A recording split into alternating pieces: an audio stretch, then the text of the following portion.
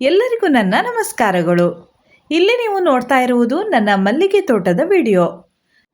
ನನ್ನ ಪ್ರತಿಯೊಂದು ಗಿಡದಲ್ಲೂ ಕೂಡ ಒಳ್ಳೆಯ ರೀತಿಯಲ್ಲಿ ಮೊಗ್ಗುಗಳು ಬರ್ತಾ ಇದೆ. ನಾವು ಮಲ್ಲಿಗೆ ಗಿಡವನ್ನು ನಟ್ಟರೆ ಸಾಲದು, ಅದಕ್ಕೆ ಸರಿಯಾದ ಆರೈಕೆಯನ್ನು ಮಾಡಬೇಕಾಗ್ತದೆ. ಈ ಆರೈಕೆಯಲ್ಲಿ ಮೊದಲನೆಯದು ನಾವು ಅದಕ್ಕೆ ಸರಿಯಾಗಿ ಗೊಬ್ಬರವನ್ನು ಹಾಕಬೇಕು. ಗೊಬ್ಬರವನ್ನು ಹಾಕುವಾಗ ನಾವು ಅದಕ್ಕೆ ಅತಿಯಾಗಿ ಗೊಬ್ಬರವನ್ನು ಹಾಕಬಾರ್ದು, ಹಾಗೆ ಕಡಿಮೆ ಪ್ರಮಾಣದಲ್ಲೂ ಕೂಡ ಗೊಬ್ಬರವನ್ನು ಹಾಕಬಾರ್ದು. ನಾವು ಅತಿಯಾದ ಪ್ರಮಾಣದಲ್ಲಿ ಗಿಡಗಳಿಗೆ ಗೊಬ್ಬರವನ್ನು ಹಾಕಿದಾಗ ಗಿಡಗಳು ಚೆನ್ನಾಗಿ ಬೆಳೀತದೆ, ಆದರೆ ಅದರಲ್ಲಿ ಮೊಗ್ಗುಗಳು ತುಂಬ ಕಡಿಮೆ ಆಗ್ತದೆ. ಹಾಗಾಗಿ ಸರಿಯಾದ ಪ್ರಮಾಣದಲ್ಲೇ ಗಿಡಗಳಿಗೆ ಗೊಬ್ಬರಗಳನ್ನು ಹಾಕಿ ಗಿಡಗಳನ್ನು ಬೆಳೆಸಬೇಕಾಗ್ತದೆ. ಹಾಗಾದರೆ ನಾವು ಗೊಬ್ಬರವನ್ನು ಎಷ್ಟು ದಿನಕ್ಕೊಮ್ಮೆ ಹಾಕಬೇಕು ಅಂತ ಕೇಳಿದರೆ, ನಾವು 15 ದಿನಕ್ಕೊಮ್ಮೆ ಈ ಮಲ್ಲಿಗೆ ಗಿಡಗಳಿಗೆ ಗೊಬ್ಬರವನ್ನು ಹಾಕಬೇಕು. ಹಾಗೆ 15 ದಿನಕ್ಕೊಮ್ಮೆ ಹಾಕುವಂತಹ ಗೊಬ್ಬರದಲ್ಲಿ ಸ್ವಲ್ಪ ಬದಲಾವಣೆಯನ್ನು ಮಾಡ್ತಾ ಇರಬೇಕಾಗ್ತದೆ.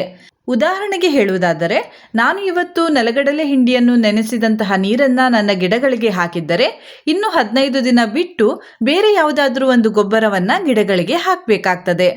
ಬೇರೆ ಯಾವೆಲ್ಲ ಗೊಬ್ಬರವನ್ನು ಗಿಡಗಳಿಗೆ ಹಾಕಬಹುದು ಅಂದರೆ, ದನದ ಸಗಣಿ ಗೊಬ್ಬರ, ಅದು ಒಣಗಿದಂತಹ ದನದ ಸಗಣಿ ಗೊಬ್ಬರವನ್ನು ಹಾಕಬಹುದು, ಎರೆಹುಳು ಗೊಬ್ಬರ, ಕಂಪೋಸ್ಟ್ ಗೊಬ್ಬರ, ಈ ರೀತಿಯಾಗಿ ಬೇರೆ ಬೇರೆ ಗೊಬ್ಬರಗಳನ್ನು ಹಾಕಬಹುದು.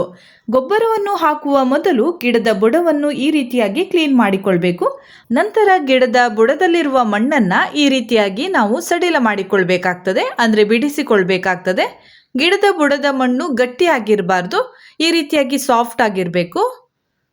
ನೋಡಿ, ಹೀಗೆ ನಾವು ಸರಿಯಾಗಿ ಬಿಡಿಸಿಕೊಳ್ತಾ ಇರಬೇಕು. 15 ದಿನಕ್ಕೊಮ್ಮೆ ನಾವು ಈ ರೀತಿಯಾಗಿ ಮಾಡಿದಾಗ ಗಿಡಗಳು ಚೆನ್ನಾಗಿ ಬೆಳೀತದೆ. ನಾನು ಇಲ್ಲಿ ನಿಮಗೆ ತೋರಿಸ್ತಾ ಇರುವಂತಹದ್ದು ಇದು ಕೂಡ ಒಂದು ಫರ್ಟಿಲೈಸರ್. ನಾನು ಹೆಚ್ಚಾಗಿ ಇದನ್ನೇ ಬಳಸ್ತೇನೆ. ಬೇರೆಲ್ಲ ಗೊಬ್ಬರವನ್ನು 15 ದಿನಕ್ಕೊಮ್ಮೆ ಬಳಸಿದರೆ ಮಧ್ಯ ಮಧ್ಯದಲ್ಲಿ ನಾನು ಇದನ್ನು ನನ್ನ ಗಿಡಗಳಿಗೆ ಹಾಕ್ತಾ ಇದ್ದೇನೆ.